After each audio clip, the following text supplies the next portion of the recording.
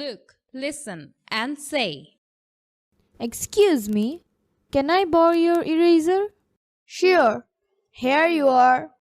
Thanks. Can I use your sharpener too? I'm sorry, I don't have a sharpener. That's okay. Thanks anyway. Could I have some paper, please? Sure. Take it. Do activity A from your textbook. Pair work. Act the dialogues from activity A. Language focus. Making requests. Can I borrow your pen? Could you give me some paper?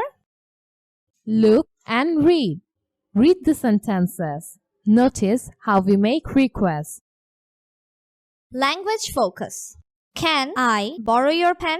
Could you give me some paper?